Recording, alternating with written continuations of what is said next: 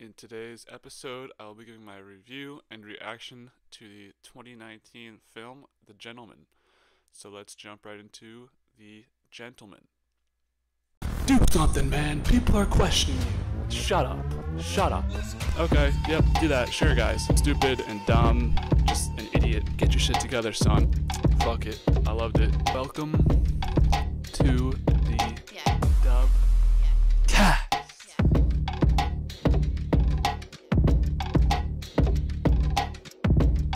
Gentleman was released December 3rd, 2019 at a cinema festival, and it was officially released January 24th, 2020.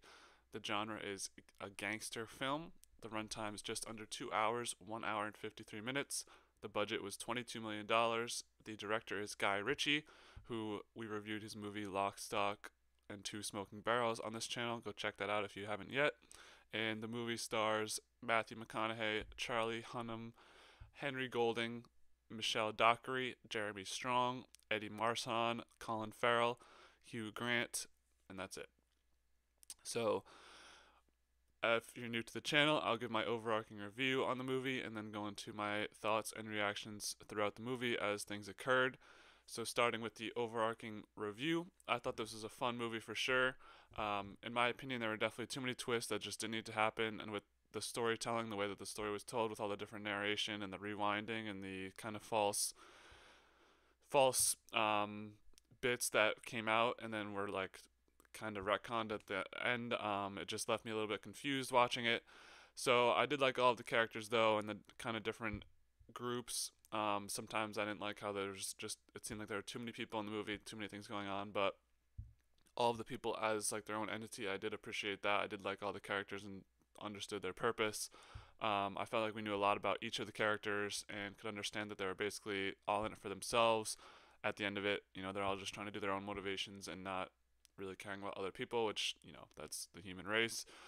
It was funny listening to all the actors speak in British, and, well, I guess for some of them that's like their normal language, but, speaking in that British dialect, it was cool to have that going on as well. So I guess that's like maybe a Guy Ritchie thing, because that's the same in Lock, Stock, and Two Smoking Barrels. Maybe the guy's British. I don't really know too much about him.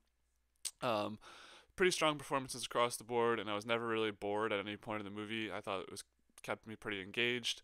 It was interesting to keep watching. It wasn't I was on a plane, not like anything else to do, but you know I was very entertained through this movie throughout.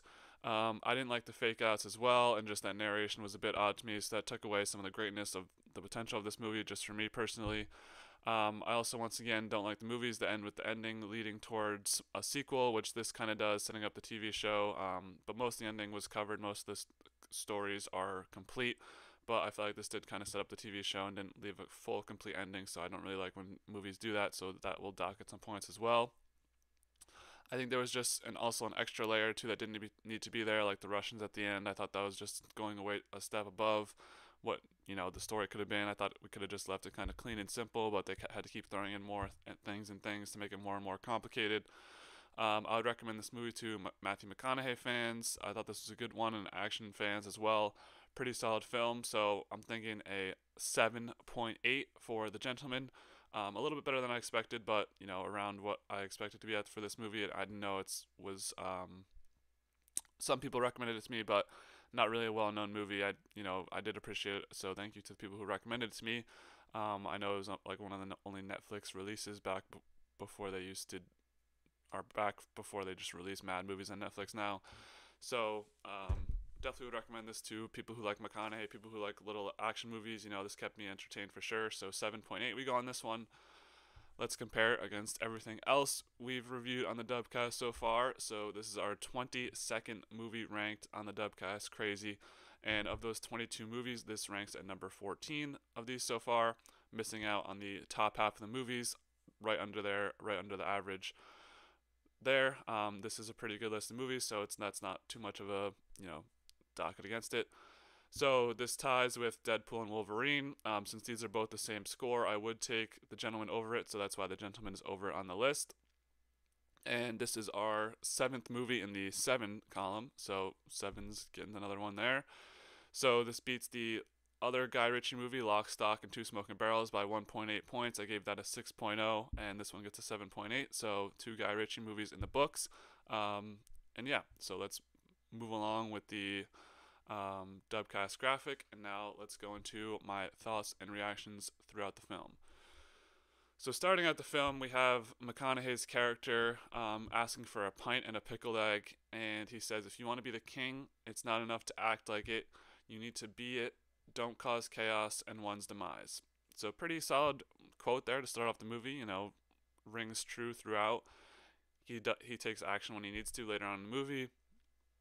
Um, Chaos does kind of ensue, but he has his guy to help him. So this was, a scene that happens right here. He gets his pint of pickled egg, and then he gets shot. And then that's like the beginning of the movie, and you're like, whoa. Throughout the whole movie, you're just waiting for him to get shot. Like, okay, this is the time he's going to get shot. Because you see blood splatter in the restaurant. Obviously, it's kind of a fake out, but I think looking back on that was kind of, I mean, I guess I understand it's like shock value, but I don't know. I'm not sure about that decision. What did you guys think of that? I guess the whole movie I was waiting for him to get shot, and then it happens, and it's spoiler alert, he doesn't actually get shot. So I guess that's kind of a little plot thing they threw in there. I don't know if I like it or not. I still can't decide. This one I was probably more okay with than some of the other stuff they did, but we move on. So they have a little intro to the movie. I thought that this intro is a little bit long. I think I'm like a geezer at this because movies I'm watching now and the intros are like 5 minutes. I'm like, bro, like let's just get on with it. Like maybe I'm a fucking iPad kid and I can't pay attention to anything, but I'm like, these intros are way too long. It's like, let's go. This one's just a bit long though, not another movie I watched. It was too long, but thought this was a bit long. Okay, moving on. So this whole movie is centered precipice on this conversation. Mostly, at least 85% of this movie is precipice on this conversation between Fletcher and Ray. So Fletcher is this kind of flashy, I'll say, journalist who wants to make this big story. He's trying to blackmail Ray and Mickey Pearson. So he comes into Ray's house, is very like not sauntering, like flamboyant, like happy, trying to like brag in his face about this story that he has to Ray. So he's gonna paint him the story of Mickey Pearson, which is a good first half of the film at least, understanding Mickey's business, what he does. So we learn about Michael Berger, played by Jeremy Strong. He's another drug dealer who also knows Mickey. I thought this is a kind of a weird role for Jeremy Strong to take on, but I think he did a pretty good job with it by the end of it. So the whole backstory on why Fletcher's writing this piece about Mickey Pearson is because at a party there was the editor for Fletcher's newspaper, Dave, wants to quote unquote run Mickey, which is funny English term. So that's why he's dispatched Fletcher to go and do the dirty work for him and find everything about him. So it turns out Fletcher just fucking is able to watch the whole movie basically, and everything that happens, all the interesting action stuff that happens. So that's cool for him. So by the whole reason why Dave wants to get rid of Mickey Pearson's now one of the elite people in the world, and he's at one of the gala things, little party. Dave goes to shake his hand. Mickey grills him, no handshake. I mean, that's like the most emasculating thing you can do is just not shake a man's hand. That was just crazy. But it's understandable. The press is not always good for you. Fuck the press. So I'm with Team Mickey. But Dave's taking it personal now. Now he's going to get all the media people against Mickey. And that's why Fletcher is writing the story. So a little bit more about Mickey.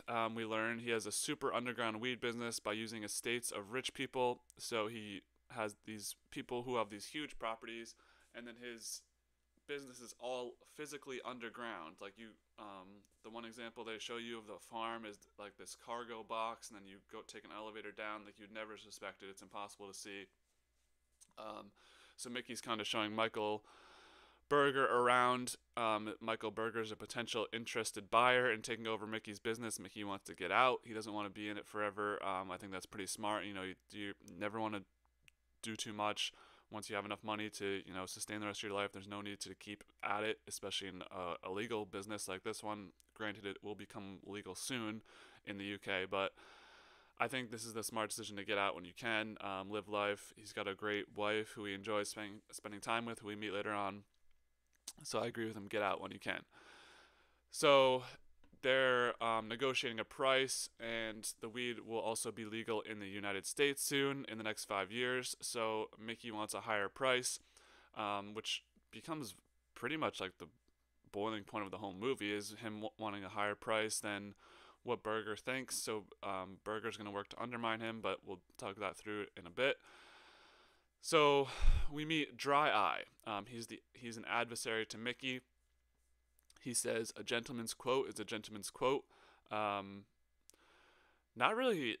Now that I'm looking at this quote, like I guess the gentleman. I mean, it's a cool name, but I don't. I feel like that wasn't referenced a lot in the movie. Anyways, so this Dry Eye person, we meet him. He has two shipments. One is full of people, and one is full of engines. So you can tell this guy's not the greatest guy, trafficking people, and then he also has car parts that he's gonna sell. But he's kind of sketchy to start it out. So Mickey's wife, as I just mentioned, we meet her. She is the owner of an auto parts shop, and she wants him to stay in the game. She wants him to keep doing what he loves, keep making money. Ultimately, he's not really gonna go with that. He wants to get out and just have fun and live his life. But that's kind of the little conflict between those two for now. So while Ray continues to tell, or while Fletcher continues to tell Ray the story of the movie, Ray goes to get steaks in the freezer, and there's just a human head there, and he says, "Hello, Aslan." So, dude just got a fucking human head in his freezer. We will come to find out why that's there, but why is that still there? This was like, what is Ray doing, bro? He's Ray's like this very. We come to find out Ray's like this very professional, very like number two consigliere. Basically, I'm just, for lack of a better term, to Mickey Pearson. He's very careful. He's very calculated. He's the guy who makes sure everything is right, and he's organizing everything, and all the little things. But he just got a fucking human head in his freezer. Is he sick in the head? I mean, I don't know. I feel like that could have been disposed of already, but nonetheless, he's just got a head in his freezer, and we'll learn about that in a bit. So Dry Eye wants to meet with Mickey. So he goes to the auto shop and gets the meeting after he donates the auto parts we saw him receive to the wife. She'll put him on the docket, get him a meeting. He ends up making the offer by typing on his phone and just being very disrespectful to Mickey. Mickey shoots him after denying him the offer. Psych, he didn't actually do that. We rewind, which was annoying. Like, why do we need to just do fake scenes? I hate fake scenes and whatever. I mean, especially when you're just gonna rewind it right away. So I didn't like that scene at all. But basically, it's gonna be a no for Mickey. He doesn't like Dry Eye. He doesn't trust him. Which, yeah, the dude just received a shipment of human parts. So moving on, someone raids the farm and ends in a fight at the farm with all the caretakers, and it's like these not little kids, but more like teenage kids who end up raiding the farm. So immediately you connect this to, you think it's Dry Eye's people. Essentially, they're, like I mentioned, these younger boys called the toddlers, and they have a coach back at the restaurant that they are trained at slash gym, who's Colin Farrell, and they just get reamed endlessly by him. He doesn't want them to go out and do stuff like this anymore. They have like a video YouTube channel. They go viral, but he's like, dude, you guys messed with the wrong guy. Like, do not do this anymore. So they did end up winning the fight at the farm, and they're the toddlers, like I mentioned. They're part of this fight club where they train. Colin Farrell's character, the coach, wants to make sure that they're off the streets, using them for good, fighting, kind of like my boy Cuddy in The Wire. Maybe a deep cut reference for some out there, but if you know, you know. So while this is all happening, Mickey has his own problems on his hands. He needs to look after the quote unquote toffs, as he says. These are the people who own the estates and basically have his weed business under their grass. So he really needs to make sure that they're all well and good and everything's good. So now he's going to step in on his own, personally give that little personal touch. So he fixes roofs. He's looking into cases. So there's this one specific case that he needs to look into of this girl who's gone missing on one of the lords of the properties. So Ray, of course, Mickey's not gonna get his hands too dirty, so give it to Ray, the second in command, to go and figure this out. So he's tasked with finding this girl. He finds where she is, raids the apartment, kicks the door down, and we meet Aslan. So we know he's dead. Something bad is gonna happen in this interaction.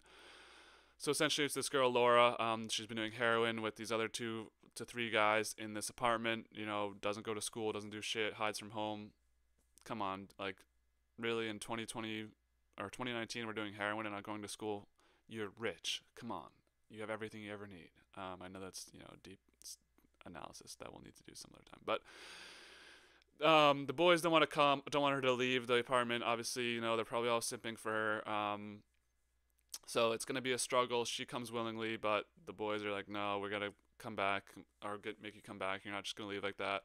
And so this is why Aslan ends up going over the balcony and dying. And so that's why his head is in the freezer. He was being rebellious, and then ended up in his death. So they subdue all the boys, make sure no one's going to tell anyone about them, but there's people outside, obviously, on the balcony who were video recording these 3, like, little rugrat kids who are just filming it just for the hell of it. They're, like, annoying the guy who's standing outside by the car. So, of course, they have to chase down all of these people to get the phones of the people who are photographing the incident happening. So Aslan is just dead on the cement. Fletcher caught them doing everything from trailing them. So Fletcher's also at the scene. So all these kids have it, and Fletcher has it. He's got the pictures. He's got the damning evidence. So Fletcher's really building a strong case against Mickey Pearson by just following him. This is what I was kind of alluding to before. So they all have these little chase down scenes, which were funny. Ray gets involved with a group of kids. And the other guys, I forget their names, like the other people who work for Mickey, get the other kids. So everything's all good. We got the phones, but they didn't know at the time that Fletcher was also there. So Fletcher's the only one with the card in his pocket, whatever that term's called. He's got all the dirty evidence on them. So once Mickey and Ray figure out who raided the farm, or I think maybe the coach came up to them first, actually. The coach ends up coming to Ray with the information about the people who stole or people who raided the farm, due to not wanting to seek retribution. Obviously, if Mickey and Ray figured out who it was before they told them, it could have got worse. So good move on the coach. He comes to them and gives them the information on the farm site. So essentially what happened was they got the info from a guy named Fuck, ironically, Phuc, Fuck, not the other Fuck. So once they figure that out, that it's Fuck, he runs and commits suicide under a train. He says it was Dry who told him to do it, but after he gives his name up, it's mob boss shit. It's, you can't be alive anymore because, he's going to die, so he just commits suicide under a train rather than, whatever Dry was going to do to him, torture him. So that just shows the intensity of Dry Eye's association. So Mickey meets with George. George is kind of this leader figure for Dry Eye's organization. I'm not really sure the direct connection. He seems like kind of a mentor to him, like the guy who was running the business before, like the kind of older. He's kind of like the junior soprano of it all. So while Mickey meets with him, they've had a pretty cordial relationship. George projectile vomits. Mickey had drugged his tea or something and says, if you don't do this in an hour, we're gonna kill you, and then we'll just do it again if you don't figure out what's going on here. Mickey's very pissed off. This is the most mad we've seen him throughout the film. Turns out Laura ends up dying from heroin anyway at home, and then they set George's restaurant on fire after he projectile vomits and almost dies. So really sending a message here, like, don't fuck with us anymore and figure out what's going on here, because this farm raid can't happen again when we're trying to sell it, because the farm raid has lowered the overall price of Mickey's estate, and the sale's not gonna go through well if things like this keep happening. So moving forward, Matthew, Berger, and Dry Eye are in communication. They are spotted together at a soccer game. This is not good when you see it right away. So Dry Eye wants Matthew out of the picture because he wants to take over the business. but that's what we're led to believe, but that's not actually true. So we move forward with Dry Eye. He's attempted to assassinate Mick. Lord George has died in the meantime, and Dry Eye is with Rosin, Mickey's wife. So really, a turn of events here. Dry Eye kind of has everything going forward right now. He has Mickey potentially dead, George is dead, and R- Rosin, his wife, is also potentially dead. Rosin, whatever her name is. So while they're chasing after Dry Eye, things happen. Well, not at they. I think they're attempted to be assassinated, and then they figure out who it is, and then they try and chase them. So this, let me reset. So this is the scene from the beginning of the movie when Mickey almost gets shot. So essentially, we come to learn that Mickey was just in the restaurant chilling, like we saw, but there's an assassination attempt made by somebody walking into the restaurant to shoot him, but Ray was behind him and shot him, so that's why the blood splattered. So they go and chase after who it is. They just get hit by a bus mid chase. Like, things were all fucking happening at this point. So Roslyn with Dry Eye, she was given this paperweight gun, and she uses it to kill two of Dry Eye's associates, dead in the middle of the head. This paperweight gun that's like led to be this kind of joke throughout ends up being very useful for her, and she does use it to kill two of Dry Eye's associates. So Mickey shows up just in time to the auto shop after she kills the two associates. She's still in a heavy struggle with Dry Eye. They're fighting. So Mickey shows up just in time to kill Dry Eye and save his wife. So kind of a positive ending on that note. But there's way more stories going on here. So we come to find out that Matthew Berger had picked Dry Eye to be the second in command to his business under the new establishment once they were going to buy it from Mickey. So everything Dry Eye has been doing to work to undermine Mickey has been in order of Matthew. And we find out that Dry Eye killed George and then pissed on his back. Mad disrespectful. That's like a leader. That's a mentor guy. Like George was, kind of like the older days, but he was respectable. That there was no need to do that. Dry Eye is like the full antagonist of this, really, because he just does everything evil. So the boys take Dave captive, the editor who was a leader, or who's the leader of this Mickey smear campaign. So they take the boys from the coach, take him captive, the toddlers. They make a video of him fucking a pig or something, or after giving him a drug. This is very like Black Mirror. Essentially, they don't want him to talk about Mickey ever again, and if they do, they are just blackmailing him and will release this video of him fucking the pig. I don't know what drug you could give for him to willingly fuck the pig. Like the video is awful. They don't show the video, thank God, but it's like you hear the noises and him with the pig. Like Jesus Christ, dude. Anyways, so their favors have been repaid. The coach, he said he'd give them a couple favors due to the inconvenience he caused them with the farm raid. So finally, we get the last couple interactions here. The last scene with Michael. He has to do the deal in the freezer and then take a pound of flesh for Dry Eye raping Mickey's wife, which, yeah, we didn't mention that at all. Why does every movie have to have a fucking rape in it now? It's sad. That was a tough scene to watch as well. And so Michael is going to have to pay for this. They get back at Fletcher by following him and taking care of all of his insurance policies, which was kind of a gotcha moment from Ray at the end of this narration that he gives, which was cool. Because Ray, while Ray and Fletcher are having this whole conversation throughout the movie, it's kind of like, oh, what's really happening here, And Ray is playing it very cool, like cards to the chest. He's like, oh, you do have that information. Oh, cool. Are you sure about, like, he doesn't really say much. And then at the end, he's like, we got all your insurance policies. Your story that you just fucking spent this whole movie telling is shit, and it's not going to make it out. So good luck with that. So that was good for them. And then at the end, it's like things are just getting way too. This is where I was like, all right, come on, let's end this movie. Colin Farrell, the coach, comes back and he saves Ray from the Russians who were sent after him due to Aslan being like a Russian oligarch's son. And the fighters save Mickey. He was going to get taken out by the Russians as well, but the toddlers are there to help save the day on that after they're with